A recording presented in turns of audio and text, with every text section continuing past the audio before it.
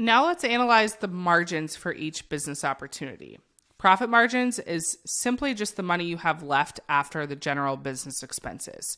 So we're not going to go into the nuts and bolts of gross profit, net profit, each margin for each product, right? We're just going to give a general overview to see what the margins are for each business opportunity. If you are drop shipping a product and you're selling it for $30, but it costs you $28, and that doesn't include any of the hosting sites, the membership fees, like if you're doing Shopify or something like that, all of that costs money as well. But $2 is not a good profit margin. Okay, so we just want to go through, this is very general. This is just for this example to show you guys what to look at and how to look at it. But we're going to go through each example and do the same for each one of your business opportunities, and we'll see what comes out with some of the highest profit margins. So typically with alternative education, if you're creating a course, you're creating a guide, you're creating an ebook or a digital product of some kind, you're going to have quote unquote 100% for each sale. Again, that does not factor in payment processor fees, etc. Maybe we're looking at 90%, okay? But just at face value. But here are some other costs to consider. Always, first and foremost, taxes, okay? Content host is typically a monthly fee if you're using a site like Kajabi, School, Teachable, Thinkific, which are all platforms where you can host your digital product. Or maybe you're just selling a digital download that somebody downloads as a PDF upon purchase. You're not really being charged any hosting fees there.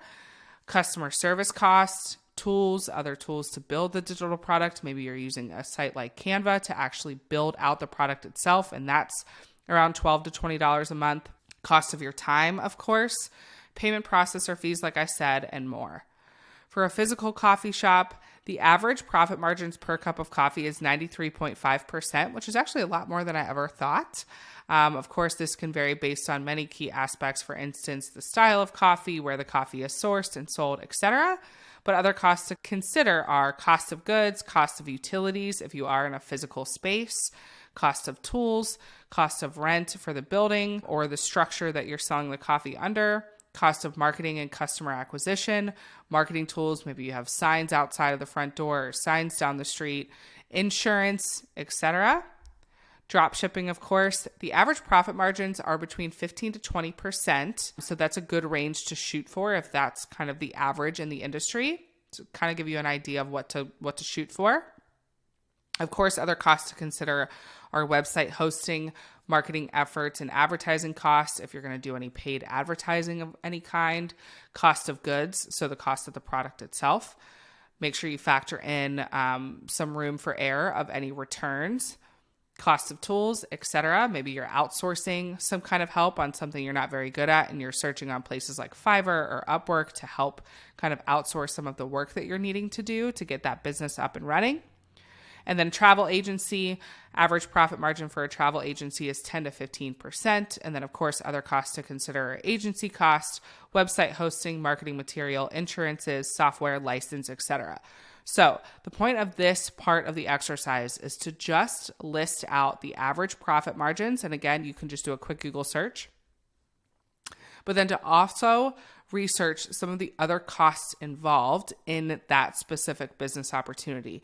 Just list them out, Google some of the averages, just Google, average cost to run a physical coffee shop per month. Just get some of those listed out so you're kind of factoring in everything, not just the basic profit margin. It's kind of giving you a good idea of what you would have to invest in either before the business starts or even after the business starts, and what you'll have to keep paying in order to keep the business running.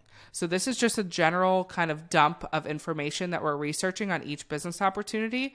So you can go into the business opportunity that you choose at the end, knowing a general idea of what is to come. And then I always like to say add an extra 5 to 10% for incidentals, because there's always something that pops up as you run a business that you didn't expect to pay for. So in the next module, we'll go over the next set of instructions for this process of elimination, but you guys are moving along just great. And this is really, really helpful to nailing down the business for you.